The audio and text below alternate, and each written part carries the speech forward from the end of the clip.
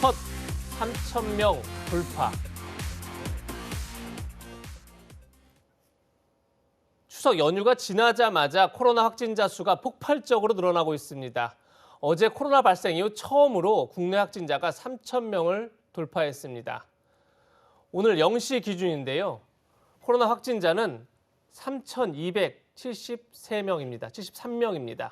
특히나 수도권 서울의 확진자가 1,217명으로 77.4%, 수도권의 확진자가 77.4%를 차지하고 있습니다. 아무래도 추석 연휴 전부터 증가했던 이동과 접촉이 실제 확진자 급증에 이어진 것으로 보이는데 이현정 의원님, 네. 현재 수치에는 추석 이동이 제대로 반영돼 있지 않다면서요.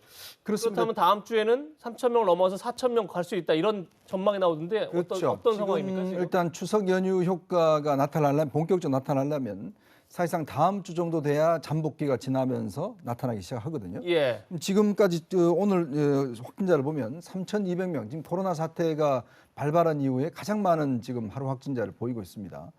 특히 이제 이번 추석 연휴 같은 경우는 코로나 이 백신 접종자가 포함될 경우에 8명까지 사실은 이제 만나는 걸 허용을 했거든요. 예. 아무래도 지방에 내려가는 거는 많이 줄긴 했지만 그래도 가족 간에 3, 4, 5 만나는 거는 그동안보다 상당히 많아졌어요. 이제 그러다 보니까 코로나 백신 접종률이 지금 1차 접종률이 70%에 달하기는 하지만 어쨌거나 이 확진자 숫자가 이제 급속도로 늘어나고 있는 것 같습니다. 특히 지금 가락시장발 이 증가세도 상당히 심상치 않아요. 예. 특히 아마 이번에 이제 3,000명 넘는 것은 아무래도 코로나 이제 이 추석 연휴 끝나고 난 다음에 직장에 출근하기 전에 많은 숫자가 일단 이 검진을 한 결과는 보여집니다. 네. 하지만 지금 전문가들은 일단 다음 주가 아마 최고의 피크가 될 것 같은 예상을 하고 있습니다. 왜냐하면 이번 주 말고 지금 다음 주까지 이제 확진자 잠복기가 지나서 검사를 하고 하면 거의 4,000명대에 달하지 않겠는가 이런 예상은 하고 있는데 물론 예전보다는 이제 이 치명률이라든지 이런 것들이 많이 낮아졌기 때문에 의료 시스템 붕괴는 없겠지만 어쨌거나 지금 코로나 발생 이후에 가장 많은 확진자를 기록할 것으로 예상이 됩니다. 네. 이렇게 코로나 확진자가 폭발적으로 늘어나면서 가장 큰 걱정은 방역 기준을 완화하는 위드 코로나가 과연 가능하겠느냐는 겁니다. 문재인 대통령은 어제 다음 달 말부터 위드 코로나를 검토하겠다고 밝혔는데요. 그 목소리 듣고 이야기 이어가겠습니다. 아마 이제 다음 달 말 정도 되면 이제 접종 완료율도 70%를 넘기게 될 것이라고 생각합니다. 그럼 그때 되면 우리도 이제 위드 코로나를 이제 검토를 해야 되는데 아마도 다음 달 무렵쯤 되면 그런 구상들이 보다 가시적으로 국민들께 알려드릴 수 있게 되지 않을까 싶습니다. 네, 최 교수님, 일단 정부는 백신 접종 완료율이 7%가 넘으면 위드 코로나가 가능하다고는 보고 있지만 실제로 지금 돌파 감염률도 굉장히 높은 상태고 지표를 보면 이동량 감소도 나타나지 않는단 말이에요. 맞아요. 위드 코로나가 가능할까요? 가능성이 있다고 전문가들은 얘기를 해요. 그러니까 이게 물론 점차적으로 해야 돼요. 무슨 말이냐면 한꺼번에 확 풀면 안 됩니다. 전문가들 전체적인 의견을 들어보면 뭐 마스크를 완전히 벗거나 예전의 일상으로 돌아가는 건 거의 불가능하다고 저는 보고요. 다만 점차적으로 모임의 인원수라든지 아니면 시간의 연장이라든지 영업시간 이런 부분은 일정 부분 가능해질 걸로 보여져요. 이유가 뭐냐면요. 접종률이 올라가면 가장 눈에 띄게 바뀌는 게 뭐냐면 위중증, 그러니까 위험하거나 중증으로 올라가는 확률이 줄어들고요. 두 번째 사망률이, 치명률이 줄어듭니다. 네. 싱가포르 예를 들어보고 싱가포르는 우리보다 먼저 위드 코로나 시대를 열었잖아요. 어제만 해도요. 하루에 1,504명이 확진이 됐어요. 근데 인구가 보면 싱가포르 인구 590만 몇 개 안 돼요. 예. 우리나라 인구하고 비교해서 하면 우리나라 기준으로 하면 13,000명 정도 확진된 거라고 봐요. 인구 규모로 본다고 하면. 예. 그런데도 전혀 그 위드 코로나 시대를 포기하지 않습니다. 왜냐하면 접종률이 82%거든요. 이유는 중증화율이 1.8%예요. 그러니까 확진자 중에 중증으로 가는 확률이 1.8%로 낮고 두 번째는 치명률이 0.2%예요. 예. 그러니까 예를 들면 의료 체계가 의료 시스템이 감당 가능한 정도라고 하면 독감 수준의 어떤 바이러스로 치부해도 된다라고 보는 것이고요. 우리나라도 그 점을 좀 보고 있는 것 같아요. 왜냐하면 위중증 환자가 24%가 감소를 했고 한 달 만에 또 우리가 이제 접종률이 높아지면서 치명률도 7월 한 달 치명률이 0.19%예요. 이제 8월에 더 떨어질 걸로 보여지거든요. 그러니까 이게 뭐냐면 돌파 감염이 생기더라도 일단 감염되고 나서 중증으로 가거나 사망률로 갈 가능성이 낮아진다는 거죠. 그러면 일정 부분의 어떤 제한을 약간 사회적 거리두기로 완화시키면서 일반 예전의 사회로 돌아가는 어떤 단계적 절차는 가능할 걸로 보여진다고 보여집니다. 네. 예. 위드 코로나 결국 방역 기준을 완화하려면 무엇보다 백신 접종률을 높여야 할 텐데요. 유엔 총회에서 방탄소년단 BTS가 백신 접종의 중요성을 알리는 연설을 하자 세계 팬들이 백신 인증샷을 올리고 있다고 합니다. BTS 연설 내용부터 들어보시죠.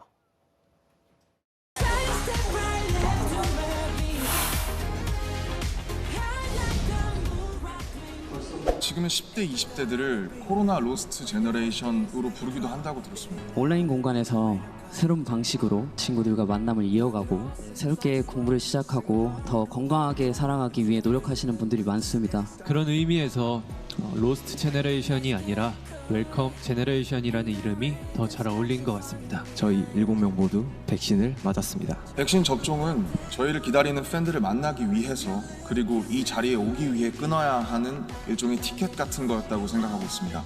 백신 접종도 그렇고 새로운 일상을 이어나가기 위한 노력들이 계속되고 있으니까 우리 곧 얼굴을 마주하고 만날 날이 멀지 않은 것 같습니다. 네, 백신 접종은 정상화는 일상으로 돌아가는 어떤 티켓 같은 거다. 지금 이런 얘기를 했는데 방탄소년단이 백신 접종 발언을 한 이후에 SNS에는 인증 물결이 일고 있다고 합니다. 아미도 백신 접종을 했다. 이런 해시태그를 다는 게 유행이라는 건데요. 정혁진 변호사님. 네네. 뭐 우리나라뿐이 아니라 전 세계 백신 접종에 상당한 기여를 하고 있는 것 같아요. 그 BTS 팬클럽 이름이 아미 아니겠습니까? 네. 우리나라 K-팝 다른 그 팬클럽과 달리 BTS 팬클럽 아미는 특히 이제 미국에서 팬덤이 굉장히 크다고 알려져 있거든요. 아미가 무슨 약자라고 하던데 저는 잘 모르겠는데 어쨌든 아미란 뜻이 군대란 뜻 아니겠습니까? 그런데 예. 지금 전 세계가 코로나와 한 2년 동안 그 싸우고 있는데 그렇다라고 하면 이때 아미라고 하는 것은 코로나와 싸우는 군대라는 이미지를 갖게 되는 것 같아요. 그런데 그 아미가 백신을 접종하면서 백신을 맞아라, 나도 맞았다 이렇게 이야기를 하니까 이게 백신의 중요성을 극대화시키는 그런 홍보 효과가 있는 것이 아닌가 저는 그런 생각이 듭니다. 네. 문재인 대통령을 비롯한 유엔 사무총장, 전 세계 외신에서도 BTS에 대한 찬사를 이어갔습니다. 백신 홍보에 큰 역할을 하고 있기 때문인데요. 문 대통령은 미국의 한 방송에 출연해 BTS의 안무를 따라하기도 했습니다. 그 모습 함께 보시겠습니다. 사실 이게 퍼미션 투 댄스는 노래도 아주 아름답고 또 안무도 아름답지만 차이를 뛰어넘는 어떤 통합이라는 그런 메시지를 세계인들에게 전달해 주었다고 생각합니다. 뭐 이런 게 다 쓰죠. 마지막 이걸 해줘야 됩니다. 이것도요. 예. 네, 이 의원님 지금 영상으로 함께 안무를 보고 계신데 이 안무 속에 특별한 의미가 있다고 하더라고요. 그렇죠. 이게 이제 뭐 즐겁다, 또 춤추자, 평화 뭐 이런 의미가 있다고 그래요. 이번 아마 유엔 총회 참석차 이제 문재인 대통령 방문했는데 제가 보기에는 이제 문재인 대통령 방문이 주가 아니라 BTS가 방문하는데 문 대통령이 따라간 듯한. 왜냐하면 뭐 온갖 BTS로 이제 찬사로 이어지고 있습니다. 뭐 지금 유엔 사무총장도 마찬가지로 BTS의 영향력이 세계적으로 굉장히 크기 때문에 BTS가 한번 백신 맞읍시다라고 이야기를 하니까 전 세계 아미들이 동시에 이제 백신을 맞겠다고 이야기를 하고 있고요. 왜냐하면 우리나라 같은 경우도 지금 백신을 신청하지 않는 분들이 한 500만 명 정도 됩니다. 예. 기저질환이 있다든지 또 백신 거부감이 있다 이런 분들이 많은데 네. 그나마 우리는 그래도 백신 이게 접종했던 분이 많은데 미국이나 유럽 같은 경우는 백신 아예 안 맞겠다는 분이 굉장히 많아요. 그렇죠. 지금 미국 같은 경우는 백신 접종률이 높아지지가 않은 이유도 이게 뭐 개인의 자유나 선택의 문제 뭐 이런 걸로 이제 돼 있기 때문에 그렇지만 이번 코로나 같은 경우는 개인의 어떤 자유를 넘어서서 집단의 어떤 자유를 누리기 위해서는 개인의 자유를 좀 희생해야 된다 이런 또 논란도 있는 거거든요. 이제 그런 면에서 이제 세계적으로 인기가 있는 BTS가 유엔에서 사실은 이제 대중 가수가 유엔에서 이런 연설하기가 거의 드물고 또 BTS가 그동안 보여줬던 메시지가 보면 이게 상당히 호소력이 있습니다. 그러니까 BTS가 보여줬던 여러 가지 활동이나 등등에서 그만큼 파급력이 있는 것 같거든요. 아마 이번에 BTS 연설을 통해서 이 세계적인 백신 접종률이 좀 높아졌으면 하는 바람입니다. 네. 네. 오늘 처음으로 코로나 하루 확진자가 3,000명을 넘어섰고 다음 주면 4,000명이 될 수도 있다. 이런 암울한 전망이 나오는 가운데서도 이렇게 BTS처럼 백신을 맞자 그리고 백신 접종을 높이자 이런 이제 운동들이 활성화되면 아무래도 다음 달 우리나라 같은 경우 위드 코로나 가능하지 않을까 이런 전망이 나오고 있는데 더 긍정적인 소식도 있습니다.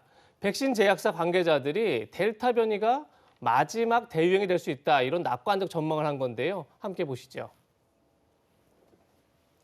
화이자 이사입니다. 백신 면역 회피하는 변이가 출현하지 않는 한 델타 변이발 대유행이 세계적으로 마지막이 될 것으로 생각한다. 이런 이제 긍정적인 전망을 했고요. 네. 모더나 최고 경영자도 1년 안에 일상으로 복귀 가능하다고 본다. 이렇게 얘기를 했는데 최진문 교수님, 예. 조금 전에 그런 얘기를 했지만 백신을 맞아도 돌파 감염, 코로나에 확진되는 그런 일도 생기고 있는데 예.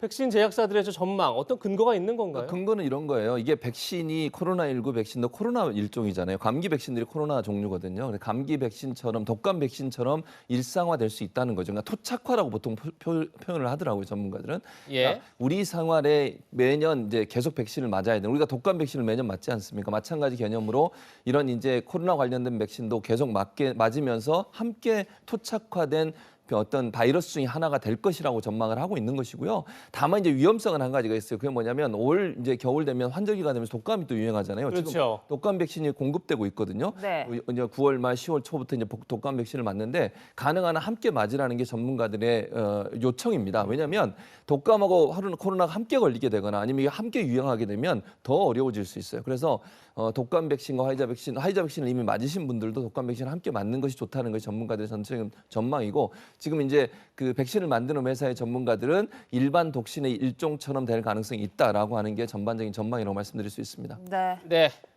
코로나 소식 짚어봤습니다.